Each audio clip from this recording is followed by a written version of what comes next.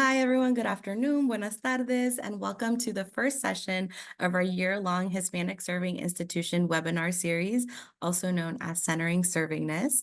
I'm Carla Silva, and I serve as the director for HSI initiatives at the University of Arizona. And I'm extremely excited that our community today includes colleagues from across Arizona and across the country. So thank you all. And please continue to, as you're coming in, to introduce yourself, to let us know where you're joining us from. We always love to see where folks are coming to us from.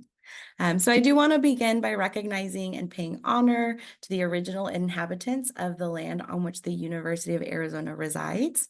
So this region includes the ancestral homelands of the Tohono O'odham Nation and the Pasquayaqui tribe. We offer our gratitude in being able to share knowledge on these indigenous lands.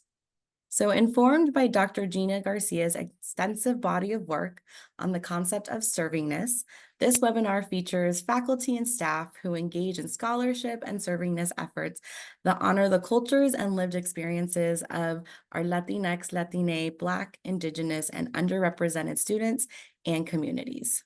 So the goals of these series are threefold. So one, we spotlight current scholarship programs and initiatives that we offer, and we like to offer these as examples of the rich ways in which servingness is enacted by faculty and staff across the institution. We also invite others, both campus and nationally, to learn about and engage in these efforts, which is why we always love to see where folks are coming from.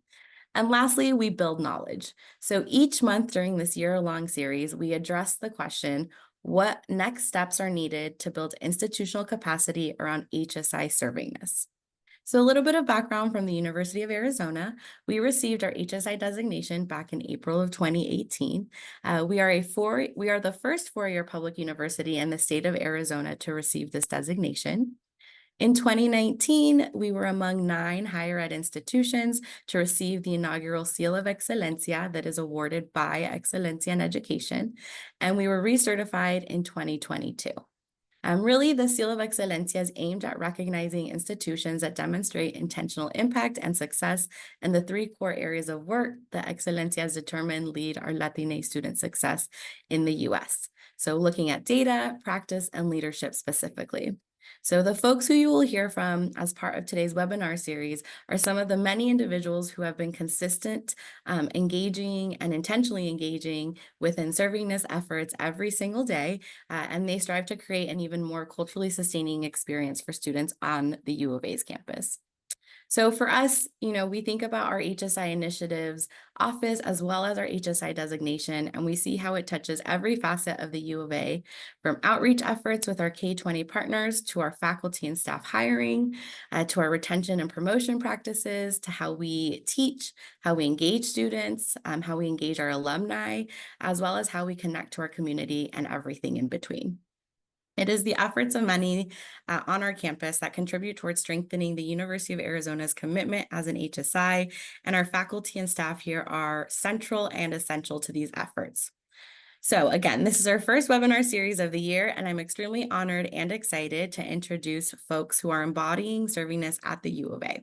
So kicking off again this first session in this series, you're going to be hearing from folks who work in the Student Engagement and Career Development Office, specifically Erin Davis Martinez, who serves as the Director for Blue Chip Leadership, Alex Castillo, who serves as the Coordinator for Blue Chip Leadership, Jordan Thornton, who serves as the Program Manager for Life Lab, and Kriss McClellan, who serves as the Coordinator for Early Talent Initiatives. They're also joined today by a student, Taylor, who will also be sharing their experiences. So again, they will be sharing on the Blue Chip Leadership Experiences Men of Color. This group has successfully built an inclusive and supportive community for men of color through relationship-based recruitment, participant-driven program development, and engaging activities. This webinar will share insights, challenges, and successes from their journey, offering valuable lessons from creating for you to possibly create similar initiatives at other institutions. So our presenters will show for you for about 35 to 40 minutes, and then we'll move into a Q&A session where Monique and I will monitor the Q&A and chat throughout though. So if you have questions that come up, feel free to throw them in there and we'll make sure to get to them at the end during our Q&A session. So again, please help me in welcoming today's guests. I will pass it over to you all. Thank you so much, Carla. Thank you for giving us the opportunity to be here today. We will jump right in um, and along with you all, again, we like to share this land acknowledgement as well. So for those of you that weren't able to pop in at this time, we respectfully acknowledge that the University of Arizona is on the land and territories of Indigenous peoples. Today, Arizona is home to 22 federally recognized tribes, with Tucson being home to the O'odham and the Yaqui. Committed to diversity and inclusion, the university strives to build sustainable relationships with sovereign Native nations and Indigenous communities through education offerings, partnerships, and community service. So a little bit about Blue Chip Leadership Experience. It's a co-curricular 4-year leadership development program that emphasizes and supports a sense of belonging and really emphasizes leadership development and career education. Year 3 students serve as peer mentors to teams of about 20 first-year students and meet weekly as a team to explore strengths, engage in team building, and take part in a major community engagement opportunity by working with our community partner Junior Achievement to facilitate life skills programming for close to 2,000 students across the Tucson metro area, 2,000 K through 12 students, by the way. Blue Chip is cohort based, and graduates earn a minor in leadership studies and practice through our partners in the College of Education. Today, we'll be going through student testimonials. We'll do a quick snapshot of the men of color here on this campus. We'll do a quick program overview of our Blue Chip Men of Color group. We'll talk a little bit about impact as well as the HSI mission. And first, we'll kick it off with one of our current Blue Chip Men of Color interns and students, Taylor Plott. Hi guys, my name is Taylor. I'm a third-year student studying mechanical engineering, and recently got accepted into the Defense Civilian Training Corps. It's a program that the government just started like 2 years ago.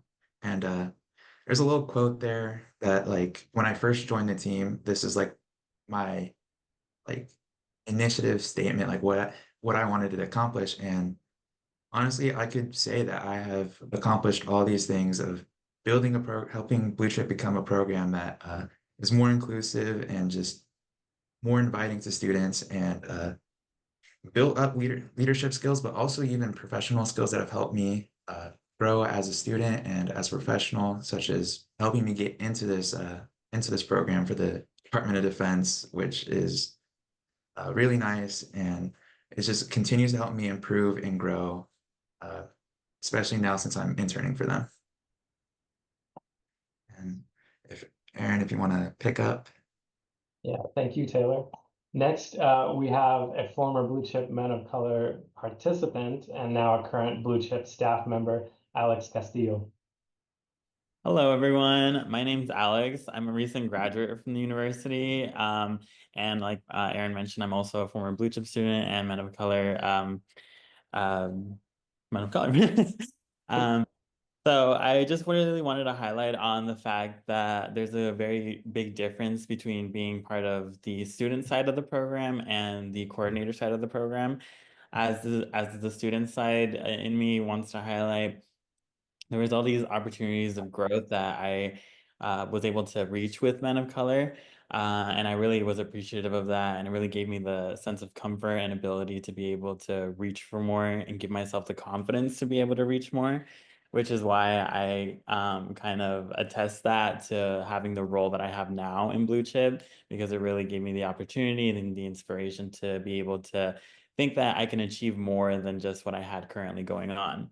So once I was able to get into the program as a coordinator, I actually saw how much it meant to not just me, but all the students that we impact, the resources that we give for them, the opportunities for growth, the opportunities for relationships, and being able to build that sort of cohort and sort of brotherly or brotherhood within each other, to be able to rely on each other, to be able to have some emotional background, some emotional support, financial support when it comes to understanding how to do finances, how to reach different people and perspectives. All that as a coordinator has been a very good path for me to be able to understand what these programs do and what these programs can achieve for people. So being able to do both student and staff work has really been the highlight of my year for this year and last year, to be able to connect with students on that basis and also connect with professionals on that basis. A big foundation of our program was that we wanted it to be very participant driven, very student driven. And that's kind of the idea behind having Taylor and Alex kick off this session with their testimonials. All right, I'll go ahead and take it away. And just to kind of transition, just to give some context and background regarding men of color at the university. At the University of Arizona, we see gaps in retention and graduation rates for men of color compared to their peers. In this example, you see 4-year graduation rate for first-time full-time men of color is approximately 50%. While for white male students, it's around 60%. University-wide, the retention rate stands at about 87%. But for men of color, these numbers decrease. And so we can recognize that these gaps also reflect national trends, whereas students face barriers to academic success due to things like financial instability, limited access to resources. And I think we're very aware of that as men of color and as first generation students who are practitioners, and our department is aware. But the key connection we've made in our work is the role of student engagement within retention. And so not only do we see gaps in retention and graduation outcomes, but some of the work that our department has done has also uncovered some disparities in how men of color are engaging on campus compared to their peers. And so at the University of Arizona, men of color participate less in campus activities and opportunities. And so to address this, we focused on increasing men of color engagement, which we see has supported their persistence, but also improve important outcomes such as retention, graduation, job attainment, and salary. Those are key indicators that our department, student engagement and career development, really uses to tell the story of our mission and impact. And then Aaron, you could go to the next slide. Thanks. However, addressing these gaps is not something that we do alone on campus. So support for men of color on campus is not limited to what we provide at SECD and through Blue Chip. We recognize and share this work with other campus partners such as the Thrive Center, African American Student Affairs, Asian Pacific American Student Affairs, the Guerrero Center, units like EAO and Native American Student Affairs. These units, among others, are also steadfast in supporting men of color and providing programming and spaces, and they play a key role in reducing these gaps and offering services that cater to the unique specific experiences of men of color. And so their commitment to serving this is also central to reducing these disparities. And so when we paint a picture of a snapshot of the experiences of men of color on campus, these units and others are also influential in helping us understand really the campus climate and supporting us in deepening our understanding of men of color here at Arizona. And so Blue Chip in context of this presentation, we want to highlight how leadership development specifically plays a crucial role in supporting and fostering the success of men of color. Through leadership development within the Blue Chip Leadership Men of Color group, our goal is to really build the cultural capacity of the program by empowering more men of color to become team leaders within our program. And so by doing so, we are helping them and empowering them not only to succeed, but also to influence the spaces and the elements of our programs in hopes of expanding that to the broader campus as well. And so this helps us ensure that what we are doing is tailored to their experience and their unique perspective, but also helping them feel seen, heard, and valued with their living experiences guiding our program's development. Blue Chip, just to give you a background, I think it's important to understand the foundation of the Blue Chip leadership experience. Within our department, it's actually our largest program. It supports around 600 students each year, and it's a combination of classes, events, mentorship, and career development. And so I think the quote that we really lean on in Blue Chip is that leadership is really not defined by a job title or what you have done, but rather the skills that can be learned and used in your work. And so things like teamwork, communication, problem solving, all those are essential parts of leadership. And so the best leaders know how to use these things in practice. And I think the Blue Chip leadership experience overall just allows an opportunity to build community and develop those leadership skills. And so we recognize that I think at one point there was some work done to see how what our demographics were like within Blue Chip, and we seen it reflected the broader engagement trends on campus, where the majority of the participants were women and also who were not of color. And so we've seen this clear gap in the engagement of men of color, which motivated us to take some action. And since Blue Chip is a well-established program with a proven track record, Aaron just let me know that this is actually the 25th year that Blue Chip has been running. We saw that opportunity to use Blue Chip to focus on increasing men of color participation. And so our intervention was designed not only to close that engagement gap, but also to develop more men of color team leaders who could support the incoming students and deepen really our program's commitment to serving this. And so in fall 2022, we were fortunate to receive project funding from our school's HSI initiative office that was specifically aimed at supporting retention and engagement of men of color. And so we chose to invest that funding in building identity-specific support within our program, Blue Chip. And so that is kind of like the history and background and just grounding this work in the context in which we do it. Yeah, so along kind of to continue on that path, what we've seen is that Blue Chip as a program boosts participation. So whether students participate in our programming for one semester or 1 year, they are much more likely to stay and persist through to their second year and beyond here at the University of Arizona, even if they don't continue on with Blue Chip.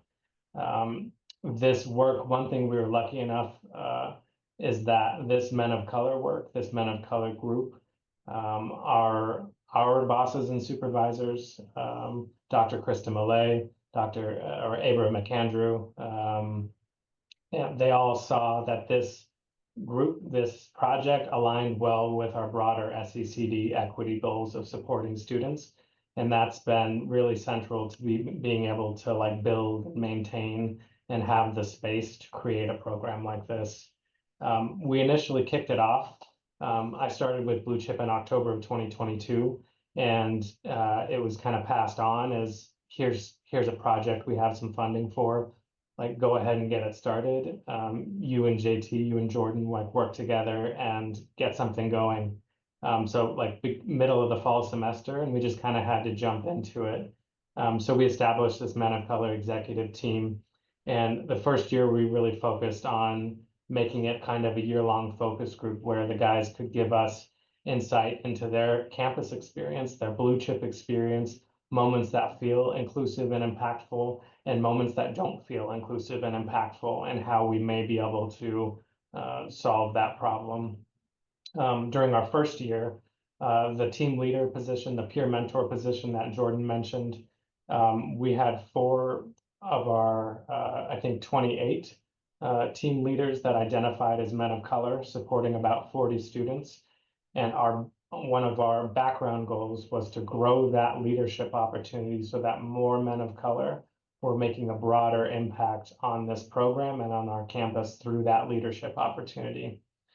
So during year one, recruitment was slow. That I was new to this position, and it took time to build relationships, to build an understanding of what something like this meant. Even just the term "men of color," many students didn't know, do I fit into that? Do I not? And our industry often doesn't make it easy, where IPED's data recognizes one thing and other sources recognize other identities. And so we had those conversations with students and really focused during those weekly meetings on impact and inclusion, and starting at the very beginning. So what's a student's first experience with Blue Chip, with our leadership program? It's probably our mailer, it's probably our website, our Instagram. What messaging, like what ideas are students getting from that? Like, we know what the staff is trying to say, but is that what students are getting?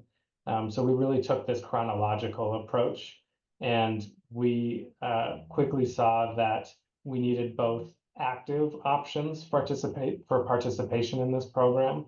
So students that were actively involved, actively engaged weekly with our staff and with their peers in this Men of Color group. But then we also needed a more passive option for those students that maybe didn't have the capacity to engage in that way each week. So we created this kind of menu of engagement opportunities where students could get basically points towards meeting with their on-campus advisor, engaging in academic support services, meeting with peer mentors, meeting with their professors, attending a career fair, meeting with a career coach, things like that that are shown to enhance a student's experience and a student's persistence on campus. Through that funding from the HSI Initiatives Office, we were lucky enough that along with all of this, for those 2 years, we were able to provide these participants with a stipend. So that really, it was a little surprising that it wasn't the golden ticket incentive that I expected it to be, where it really, like, the participation and engagement still really depended on those relationships that we had established with these students.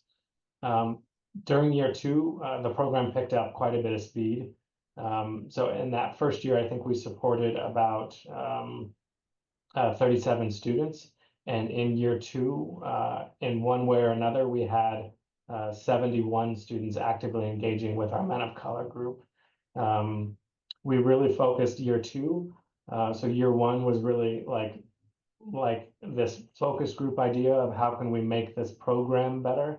Year two was really focused on the Men of Color group and how can we create a sense of community and a sense of sustainability for this program. We invited leaders from around the community and campus that identified as Men of Color to come and share their stories and their goals and their work with our students. We had meetings that were focused on teamwork and competitions. So Alex and JT designed some games like a marshmallow challenge and an egg drop competition that just got the guys out of their head a little bit and just having some competitive fun. I know one of the competitions we did was a Mario Kart competition, Mario Kart tournament, where I just absolutely dominated and got first place by a ton of points. Taylor remembers. And we also focus on resilience and support, knowing that Jordan mentioned this earlier, that often the stereotype that one stereotype that men of color hold is that they are not the first to engage in help seeking. So we really tried to break down some of those walls, where we'd have some meetings where it really felt like kind of a support group, where we talked about like, what are we struggling with right now and what do we want to celebrate right now?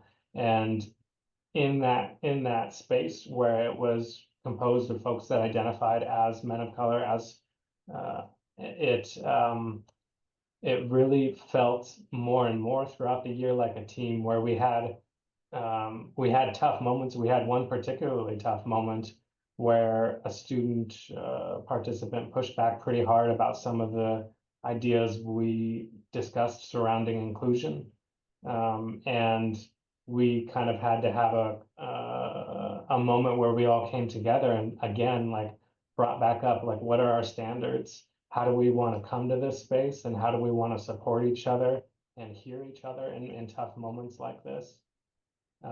So where you see, I'm going to highlight this stat again. In our first year and the inception of this, we had out of 28 team leaders, 4 of them identified as men of color, supporting about 40 students.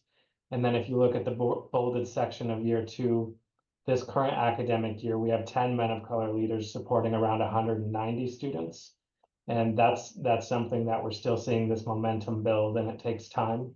But we're still seeing this momentum build, but that's one thing that we're excited about. Some of the student insights we had throughout the program so far is that the students really did want this to be very participant driven. I think that not only creates a leadership opportunity for students that participate in building a program like this, but it gives them buy-in to a program because it's their program, it's student driven, it's participant driven, and it's utilizing their voice and their wants and needs. They also wanted to see us feature more men of color in our blue chip marketing, on our website, on our social media, on whatever outreach we're doing. That often we were just relying on stock photos from the university to show what our program was. And for the last couple of years, we've been able to work with our marketing team and our staff to really share images and videos that are much more representative of our student body in our program now. So right now, we're supporting our program. Of those 600 students, it's about 70% students of color, about 50% Latinx and Hispanic, about 46% first gen. So we've really kind of turned the table on what the stereotype of extracurricular or co-curricular programs are, and made it one of the more diverse places on campus, which we're really proud about. We've also learned that like targeted outreach is very important, but more so that personalized outreach with a face is important. That like students in our emails, we try and include headshots in every single email so they know who it is that message is coming from. But then we also are very intentional that if I want to do outreach and connect with a first year student, I'm first going to connect with their peer mentor, with their team leader, and see if that peer mentor or team leader can facilitate that connection, because that helps to build trust and understanding and credibility even. So that next point, that handoffs and connections, has been crucial for us. That I know if a student comes to me and says, hey, like this accounting class is not where it's at for me, I'm really struggling with it. I'm not just going to tell him go down to the think tank. I'm going to walk him down to meet my friend Alex, that's a learning specialist over there, different Alex, and say like, hey, this is my friend Alex. He's really good with this stuff. Maybe you two can set up a time to meet, and let me know if I can help more with that. Sometimes it can just be an email, but that like warm handoff has been critical. Community building opportunities for sophomores, that was another thing that we'd heard. And I think this is like a perpetual, this hairy green toe that had been a part of Blue Chip for a long time, that the second year of our program was just kind of empty and boring, and students felt like they were just going to class and doing homework and didn't have these moments, these experiences, these spaces to really connect and bond with each other. And so we listened and we realized we just need to do this. We can't keep exploring for the next 5 years what this opportunity needs to be, but we really just need to start it now. So a group of our staff took what the students gave us, put our heads together and said, we're going to start this, we're going to pilot this semester and adjust it as we go, build it as we fly, and see what we can make. And we ended up making these bi-weekly meetings that explored values and kind of career destinations. And Taylor was a part of that first pilot group, and it allowed us to connect with the students a lot more and really learn about their dreams, which Taylor's like perfectly aligned with this internship opportunity with the Department of Defense that he has now. So I love to see that. Another thing which students both kind of love and hate, we got feedback on what gets you to our events. Is it pizza? Like when I was in school, I graduated University of Portland in 2011. It was just like a piece of bad pizza would get me to an event, but that's not true anymore. Like students don't really care about food anymore. Like they can get a robot to deliver a meal from them from the student union here. But what does get them here now, and it's lucky for us that we have this co-curricular model, which a lot of institutions talk about, like this is a great model to embrace, of like pairing up student affairs and classes and faculty and programs. And we have that model, and we're lucky enough to be able to say, this engagement opportunity, this event this weekend is a part of your class grade, and here's why. But that's really what we learned, is that's the one thing that gets them there, is making it a part of their curricular experience. Next, like they were really excited about guest speakers, professional development, the opportunity to have open conversations in a safe space, and then also games. Again, I'll just highlight that I beat Taylor, Alex, and JT in Mario Kart. But that was just like this fun moment at the end of the semester where students were able to get out of the thought of thinking about finals and stressing about maybe interviews that they have for internships over the summer, and just have some fun together, just talk a little bit of trash, be a little competitive, and have some fun. Some quick stats. So let's see if I can frame this the right way. So our program mostly focused on second year, third year, and fourth year students. So when I'm thinking and describing retention here, it's probably not the textbook definition in this sense, which usually measures first year retention. But here I'm talking about which students from last year are still enrolled in classes and participating in classes this year or graduated. So what we saw from our Men of Color participants, from those students in Blue Chip that identify as Men of Color that participated in our Men of Color programming, we saw 90% retention and graduation from those students, something we're excited about.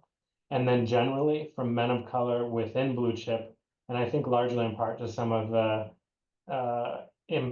impacts and innovations our students had voiced, we see 88% persistence from Men of Color within Blue Chip, whether they participate in our Men of Color programming or not.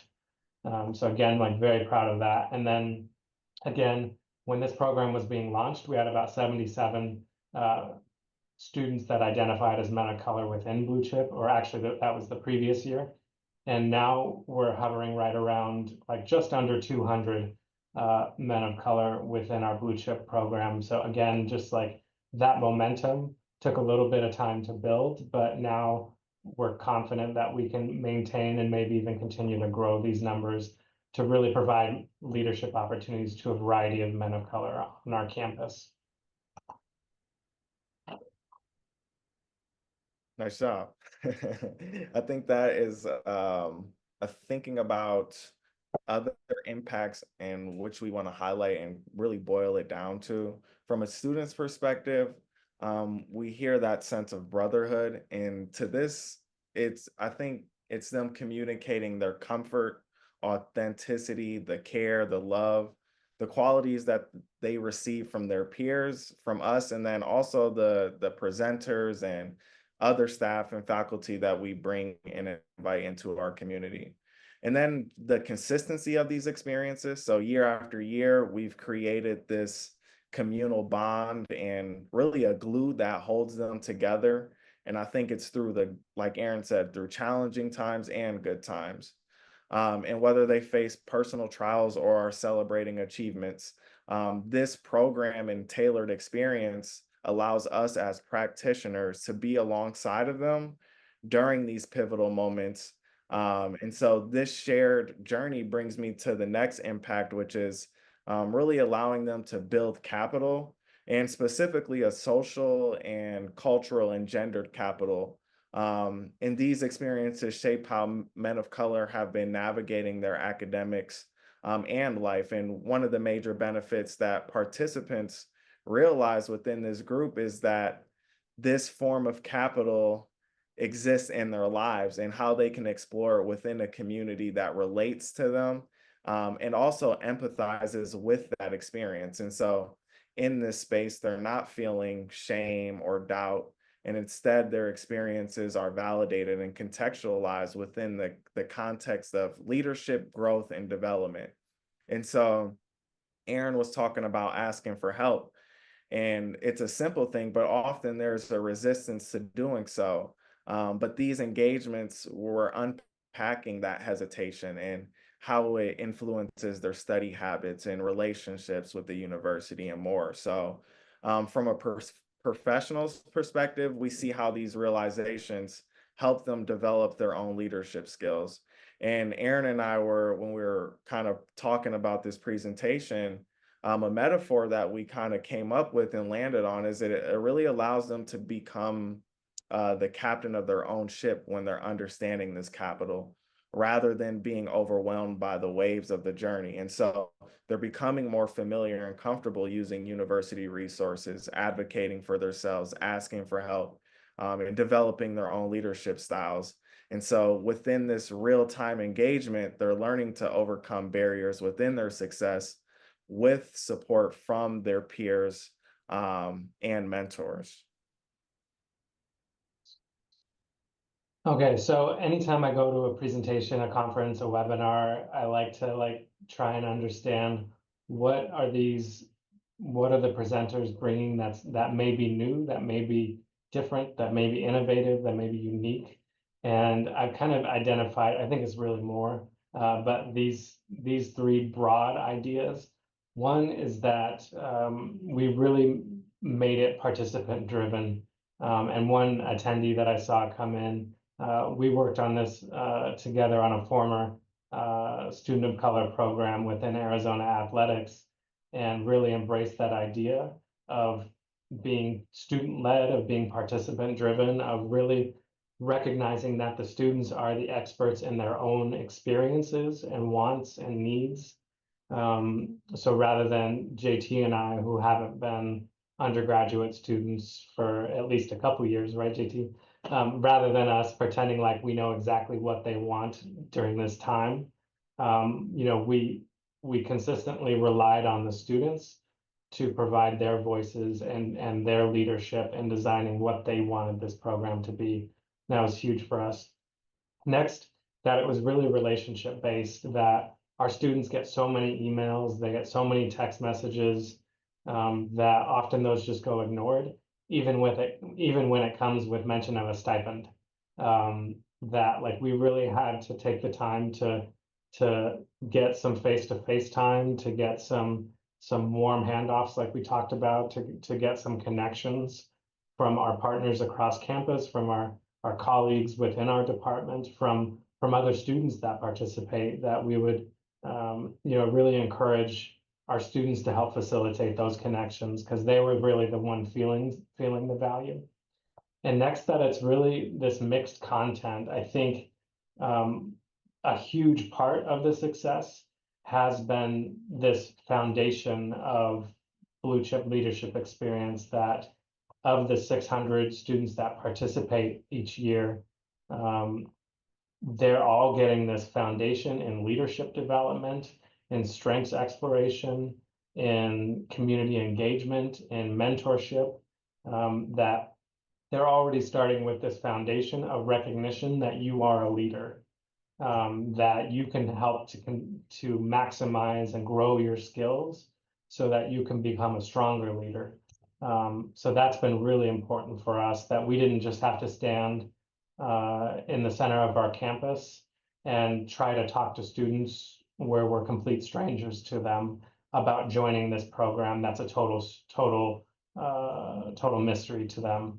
So we had that foundation, and I think that's something that a lot of campuses, no other campus is going to have a blue chip, but a lot of campuses have courses or experiences or departments that may do something similar to a blue chip, that provided these either cohort-based experiences or a series of workshops or things like that, or groups, clubs, whatever it may be. I think that's been such an important foundation for us to start from.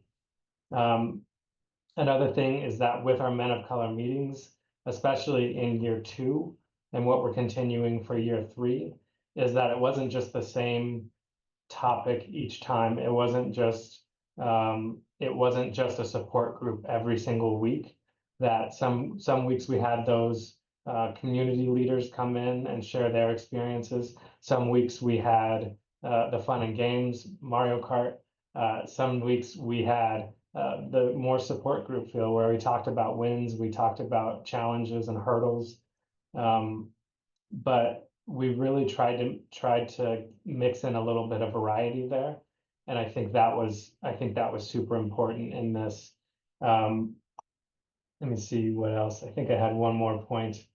Oh, and then last, I think Jordan and I, when we launched into this, we recognized that our students really, that men of color deserved something right away, rather than a 1-year or 2-year planning process.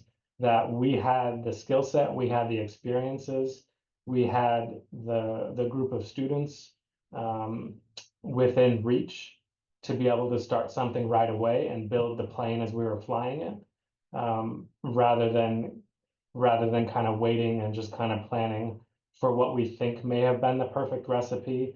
But then when you actually start the program, you end up having to adapt anyway. So that was a really key part of our experience. So in closing, I think the story we tell through this program is one of impact, success, but most importantly, servingness.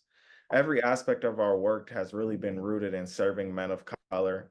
And it's through this commitment that we've achieved progress to continue to build on and share, and, allow you all to hear about. And servingness starts with us as practitioners serving men of color, but it goes further in this model, where it's also about men of color sharing this sense of servingness within their own communities, and in turn serving the broader campus as leaders within other ways they participate here at the U of A, whether that's classes, clubs, within their dorms, and in internships, programs, so on and so forth. And so by positioning men of color in year 3 of our or by positioning men of color as leaders in year 3 of our program, we create a cycle of service that empowers them to uplift their peers, shape their communities, and positively impact the university as a whole. Dr. Gina Garcia explains servingness is multidimensional, and goes beyond just enrolling students, and is truly about serving them. And this program was developed with that at its core. And through our intentional efforts, we've enhanced the capacity of Blue Chip and also the university, moving just beyond enrolling students, but rather cultivating an environment where men of color can thrive by developing as leaders who are not only capable, but also bring that cultural context to their roles. And so these leaders are paving the way for future students to persist, succeed, and serve with purpose. And that, I believe, is the heart of what we've built, a community grounded in service, empowered by leadership, and driven by the unique experiences of men of color. Thank you all. Thank you. Hi, great job. It was amazing to hear. I mean, being at the University of Arizona, we get to see what's going on and we get to hear about this program. And so it's awesome to kind of go through this PowerPoint and just know the impact that y'all are making with the data that you present and the ways in which you're using, right, the different types of servingness tools or models that are out there. So again, y'all are doing some incredible work and it's amazing to see. So we're going to go ahead and move in to our Q&A session. So if folks have questions, I put it in the chat. So if anybody would like to ask a question, we invite kind of 2 modes to do this. So one, you are welcome to throw it in the Q&A or chat. But also feel free to use the emoji or the raise your hand. And we also invite folks, Monique can invite you in and you're welcome to answer or ask a question to our panelists. We'll give you all a minute to either raise your hand or to start throwing some questions in the Q&A.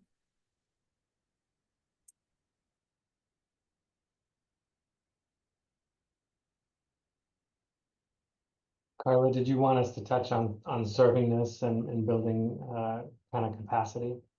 Yeah, if you all want to start with that, I was going to say we've got a few questions on our end, but we can definitely go that way first. Oh, sure. So I know, like, as far as like next steps, what we're thinking about in terms of like serving this and capacity for things like this. We think one, it like starts with recognizing that sometimes this work is kind of extra credit for a lot of folks, where it's not necessarily in Jordan and my job description. But on the other side of that, it's also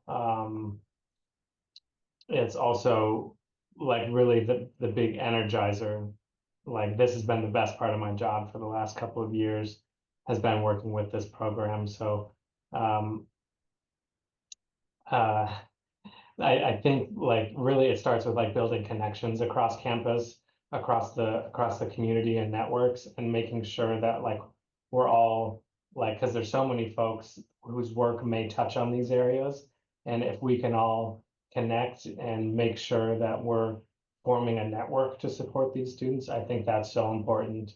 That we don't all have to be doing it in the same thing in the same way, but for us to have an idea of what other folks are doing on campus and a strong relationship where we're all pulling in the same direction rather than fighting against each other for students and resources. I think that's super important.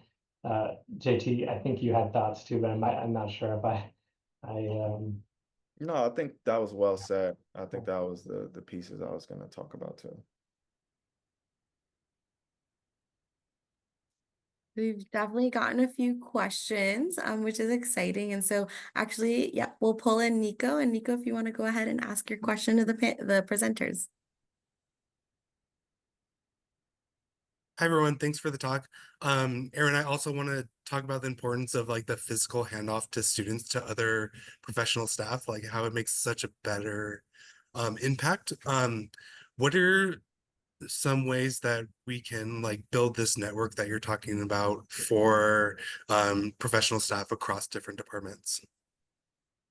Yeah, I know what JT and I have been doing over the last couple of years is just starting to reach out to folks who we think their work may align with something like this, whether they're professors that write books on this stuff in the College of Education, like Dr. Nolan Cabrera, or whether it's our colleague in the Thrive Center here at UofA, Juan, that is doing kind of a partner program with their department.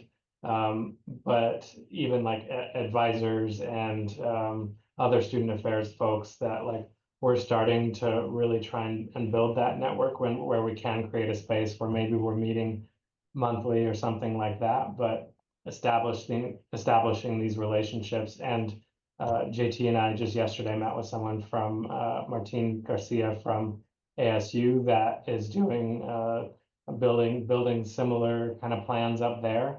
But I think it's just starting to reach out to folks, and then those folks may have connections and can connect you to other people. But yeah, I think we've been working hard to try and build like a network where we can know what folks may be able to help in what ways. Yeah, and kind of speaking to that just really quick, like I'm over in Catalyst Studios, so if anybody wants to drop by and say hi, cruise over anytime. Yes. We're going to ask a few of the questions that came in from the chat. So one question that came in from Aaron: can you speak to what makes the MOC experience different from the quote mainstream blue chip leadership experience? Yeah, so blue chip is a little different each year, but I think what makes it special is really and unique, separate from blue chip, is that that extra meeting space where we are intentional about outreach towards men of color, and having a space where if that identity speaks to you, then come and be a part of our group. And so we meet weekly as both a staff and student group. And then we have a couple of meetings per week that we call our Men of Color huddles, where it's really student driven. So it's just the students without the staff. and they create their own agendas where sometimes they're watching a movie, sometimes they're playing the card game Mafia.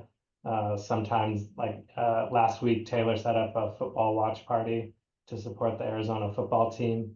But things like that I think it's the intentionality of making a space for men of color, and that what research that I've seen, like from Dr. Adrian Puerta at University of Southern California, says that, and Dr. Nolan Cabrera mentioned this as well, is that when there are folks in the room that may not identify as men of color, that men of color put this mask up, they put a wall up, they put an act on, and they're not really able to feel, often not able to feel like they're like genuine selves where they can be open and transparent. So it's the intentionality of the space.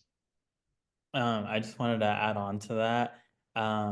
Given that I did do the actual mainstream experience and the men of color experience as a student and as a staff, being in the unique position that I am in, I had the opportunity to be able to flex my schedule a lot and attend first year meetings, teach as a first year mentor, as well as attend the sophomore meetings, the biweekly meetings. I was able to be a part of a lot of things this last academic year, which really gave me the opportunity to witness everything that we've talked about today in action, in actuality. I noticed that a lot of our participants from the Men of Color program began to speak out more during our meetings, during whatever trainings we had, whatever participation we had going on. A lot of our Men of Color students began taking the role of taking that first step, speaking up first, really having the confidence to be able to speak their minds and try to debate or change things up or actually question things, whatever it might be. That confidence that Aaron was talking about to be able to build upon really shown through this Men of Color experience, given that they were the ones that really initiated those conversations and really wanted to step up to the plate and be the first to communicate these things. So witnessing that firsthand was really a good indicator of how our program works in the way of giving confidence to our Men of Color students. Thank just like you. to And add we on. have time for, oh, sorry. Did you want to I add just want something? to add on to that. As like a student going through this right now, it's really like amplified blue chip and like the values and all that. And like I feel like that's been very impactful for me.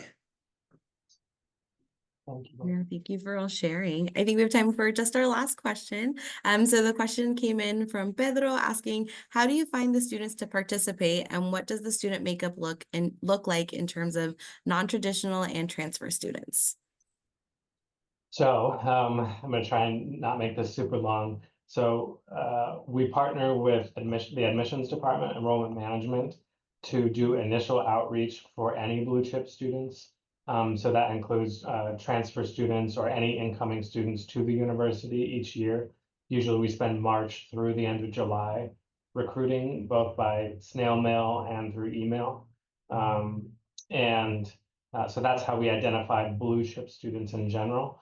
Then we utilize some of that demographic data that we are able to pull from that admissions database to identify students that may, based on their own answers, may identify as men of color. And then also just through like going to classes, through communication with students. This year, trying to think, we had about 39 students sign up for blue chip as transfer students. Right around half of those students, close to half of those students, identified based on their admissions info as men of color. So that's something that like that population has really grown for us this year, where we hadn't seen that engagement or interest from men of color transfer students.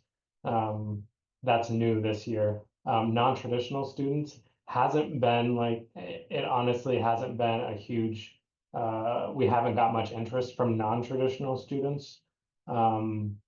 But I know we do have a few in year 2 of our program. I know at least one of them has reached out about men of color group, but part of their concern was, I have a full-time job.